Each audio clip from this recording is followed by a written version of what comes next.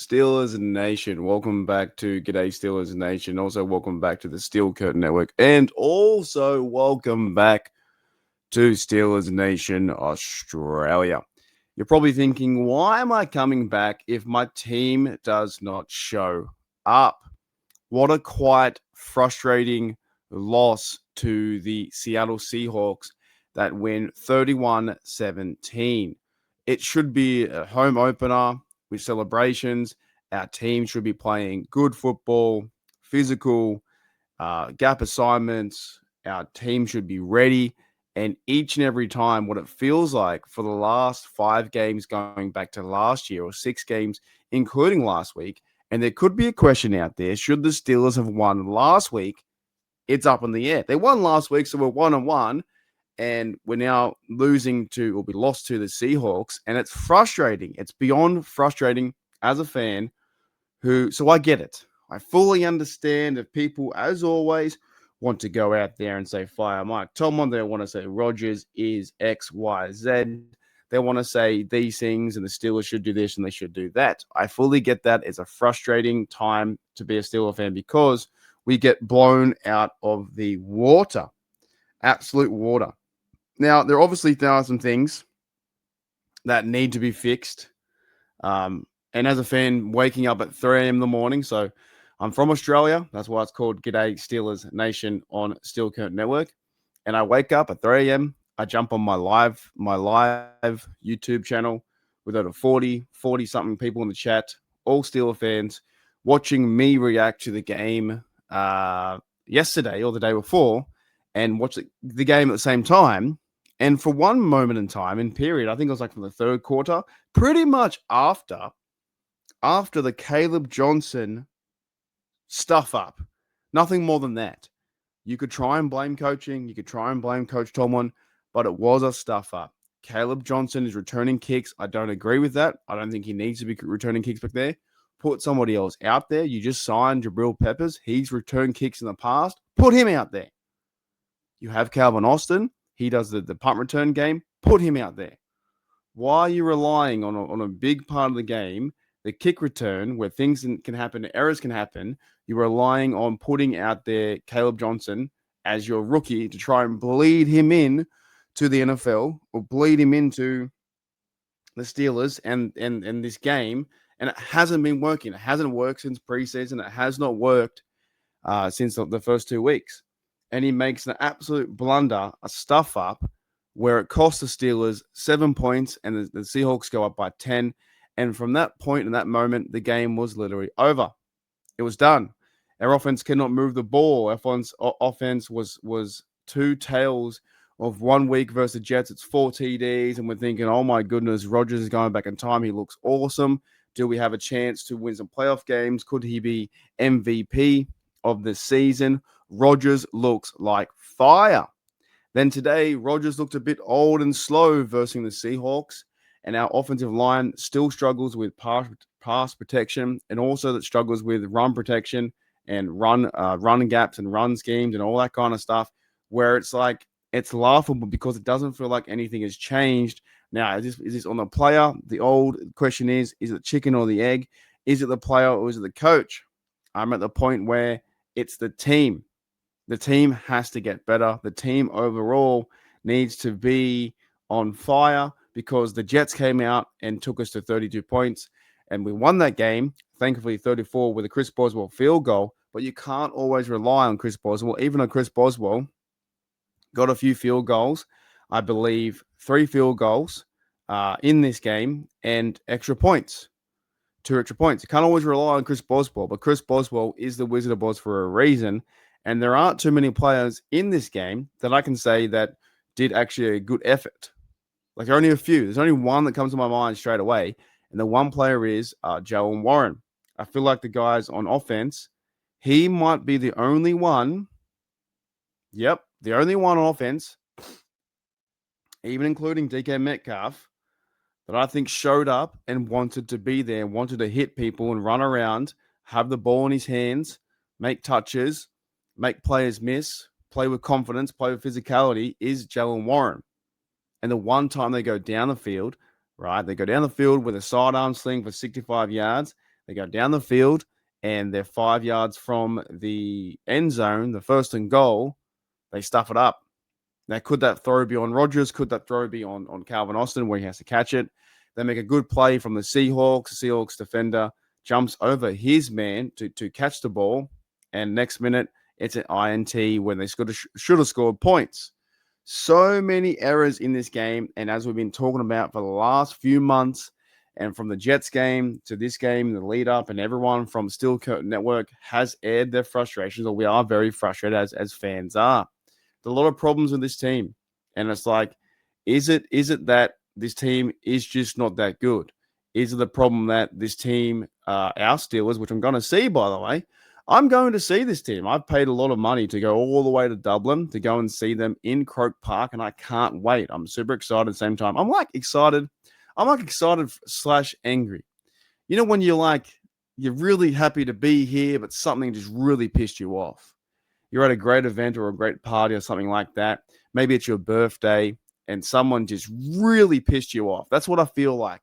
I'm thankful. I'm happy that I get to go overseas. I have time off, that I've been saving my money to go overseas. At the same time, I feel very angry and annoyed that I'm going or that I'm there at the party.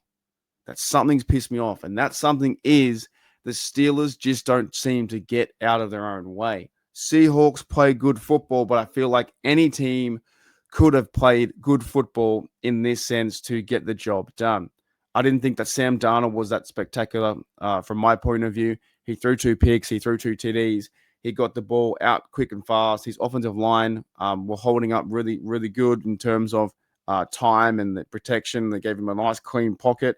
He was doing what football players should do, what quarterbacks should do, is find the open man. When they go to Dublin, Ireland, they don't lay an absolute duck egg as I'm sitting there in my $2,200 seat that I paid for because I'm a huge Steelers fan and I want to see the game. I want to see our team do well as I cheer and yell and wave my terrible towel. Absolutely crazy. Something tells me something's off. This could be coaching, yes.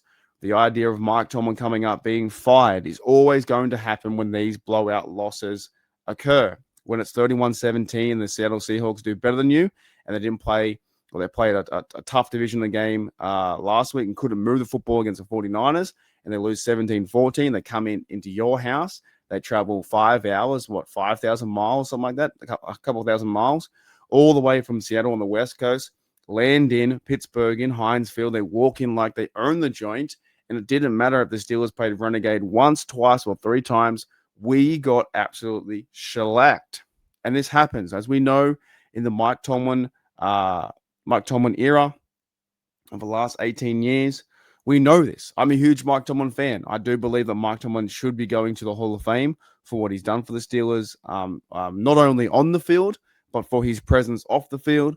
Players love to play for Mike Tomlin, but there's something about this team right now. They just can't figure out the X's and O's where middle linebackers are getting cooked or cornerbacks aren't traveling their man. I thought there was some good movement or good play from Jalen Ramsey. Five doing 5 things, got an interception. I thought there was some good play from Darius Slay. But overall, as the Steelers do when it's 3rd and 10 or 3rd and 50, they let down their guard and they play into zone. They almost let the Seahawks run for a first down. They do. There was one moment where Cole Holcomb was just waiting for the player to run into his arms and get tackled. I think he lost where he was in the field. Could have easily been a 4th and 6 or 4th and 7, turned into a 4th and 2, and they punt the ball away.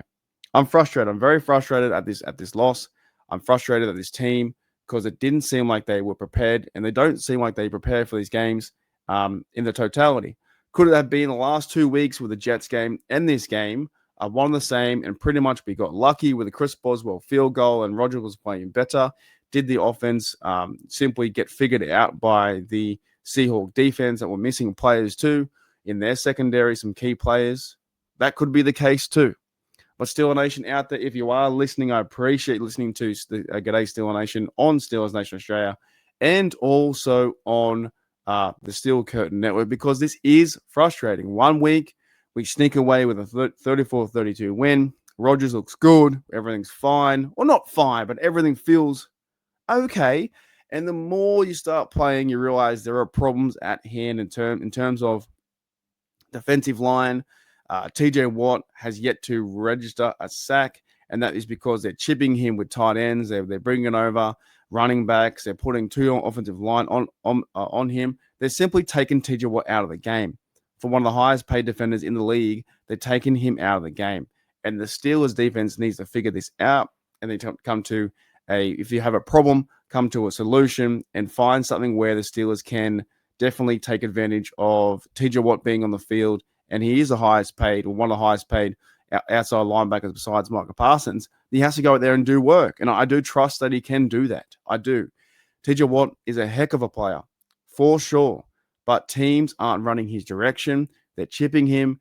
They're getting the tight end on the side, and they're pushing him around, and they're not allowing him one-on-one battles, because when you get one-on-one battles, that means the other players need to step up around him, including Highsmith, who went out with an injury.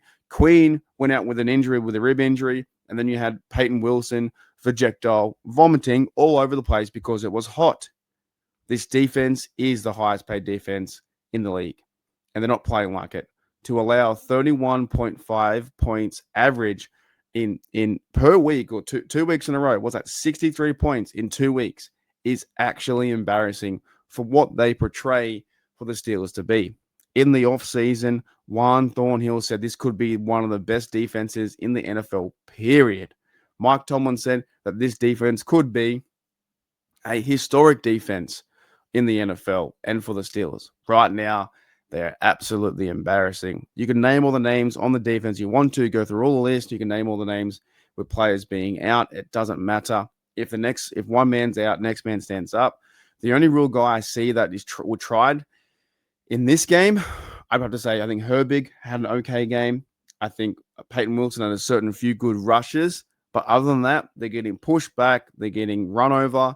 Every time it's a run, it's a 4 or 5 yard carry. It's a 9-yard run. The defense is simply not built to play this game at the moment. Really, they're just getting run over. And I understand it's 31 points because that was the error from Caleb Johnson. So really 24 points on defense. But that really set the tone as well, where the Steelers were down by 24 to 14 or whatever it was, up by 10 points. It changed the game. That Caleb Johnson mistake changed the game. So this can come down to coaching. I'm just frustrated. I'm frustrated that the players simply go through all their warm-ups, and the Steelers should be having a chance to play competitive football. Maybe you lose this game 20-17, where both teams go hammer and tongs and are trying really hard. But it's one of those, yet again, Mike Tomlin losses where maybe he didn't take for granted the Seahawks trying to play spoiler, and the Pittsburgh Steelers were absolute favorite in this game. I'm not saying fire Mike Tomlin. I won't say that. But there should be pressure on this team to do things different or turn around what they've been doing the last 2 weeks, because it feels like preseason football, and next week they have to turn it around. Steel Nation, let's go to a quick break here on Steel Curtain Network. When we come back from the Steel Curtain Network, how can we fix this? How can fans? Well, fans can't do much. But what does the team need to do to fix this? All right, Steel Nation, we'll talk about that on the other side of this break. We'll be right back after this.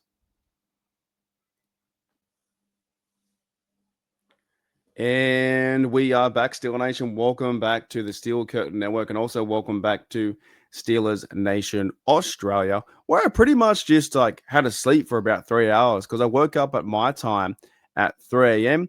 I watched the game until my 6 a.m., which the Seahawks absolutely demolished, and I think took care of business in all parts, even though they threw away 2 interceptions, and the Steelers had chances to win the game or put themselves in front.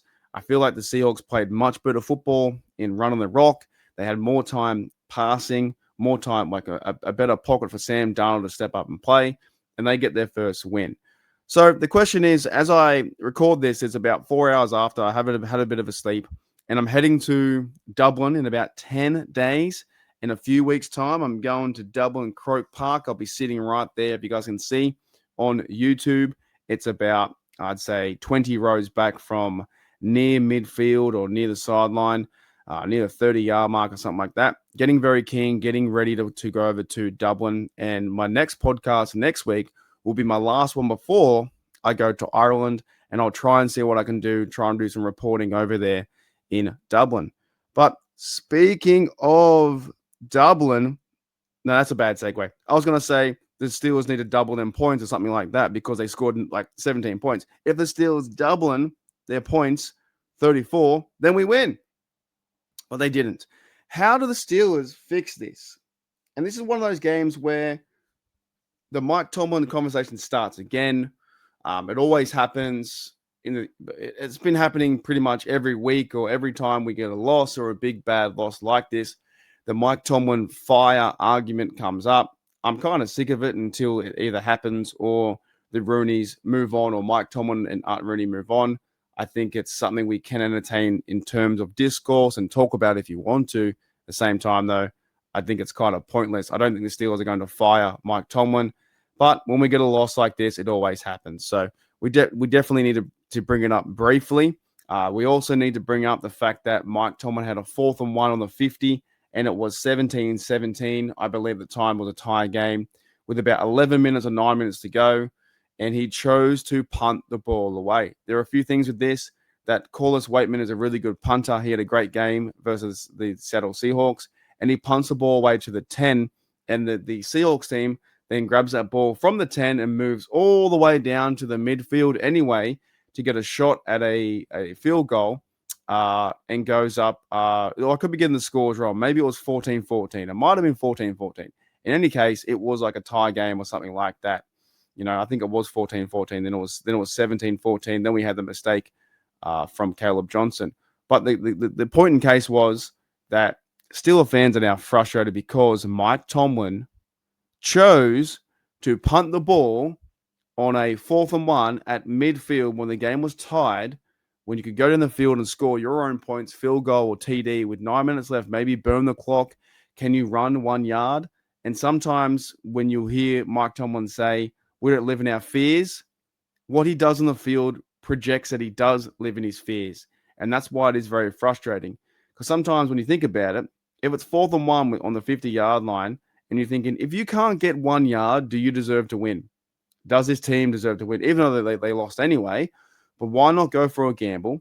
Do you deserve to win? If you can't push the ball 1 yard or have a play scheme or design, or maybe you, I don't know, it's a play action pass or it's like a jet sweep or something crazy, or do you simply run the rock with Jalen Warren up the guts and hammer it as hard as you can? And he had been getting those tough runs going forward.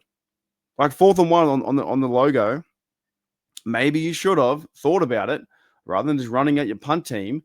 And when you did so, they end up getting a field goal anyway.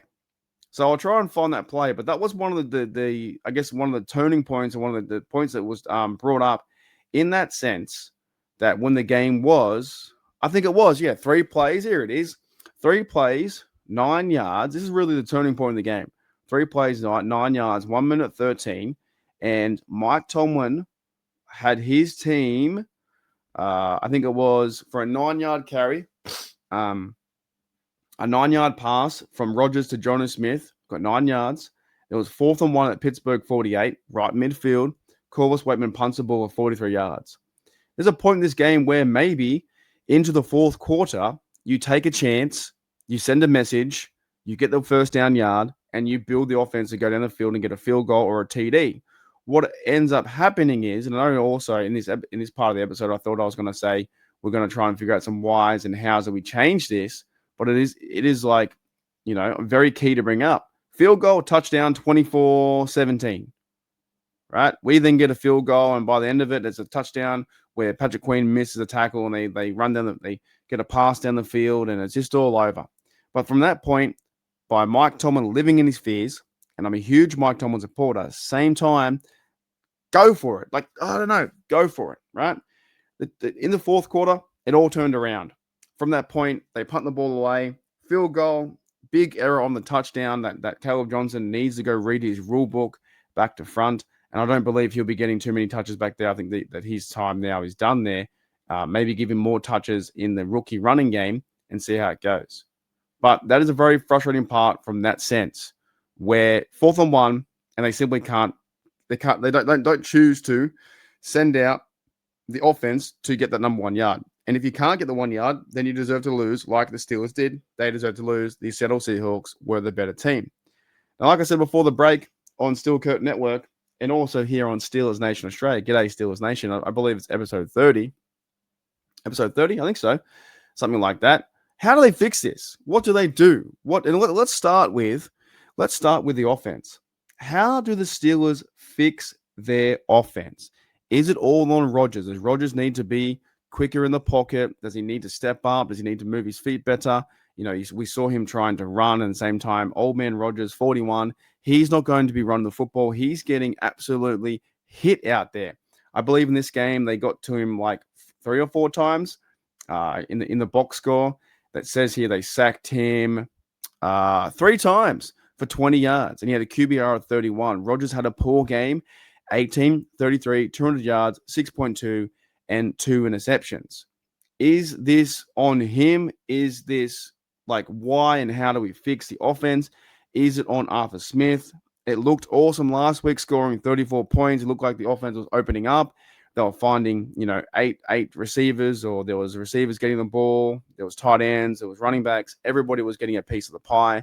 And now it seems like they can't run the ball. 3.4 yards average. Well, that's been the common theme for, I don't know, a few weeks to maybe a year or 2 years, 3 years maybe. They cannot run the ball, right?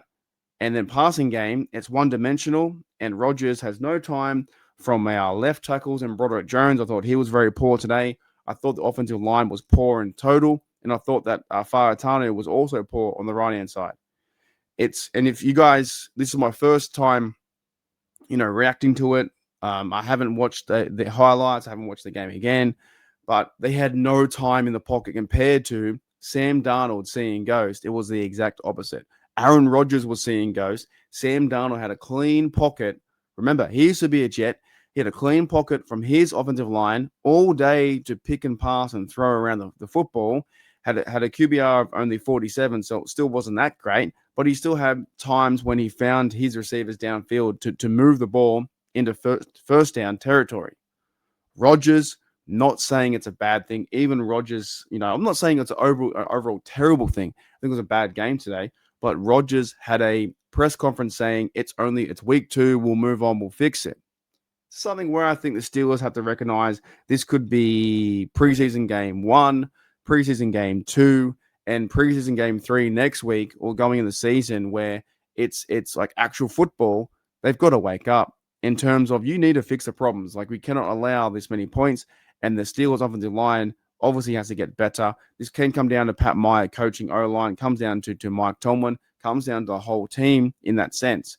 But to allow another team to walk into your stadium 31-17, to me, the Steelers have to figure out offensive line, if that's designing better run schemes or using bigger personnel with tight ends and having Darnell and those guys out there to push the pile more, and maybe designing some better run fits for your running backs to actually get holes and create rushing lanes, then that's going to work. It was better than last week, but it's still not great. So offensive as a whole, like I said in part 1, Jaylen Warren is the only guy on that offense that I thought deserves a football after the game. Giving out match footballs or game footballs, Jaylen Warren is the only guy.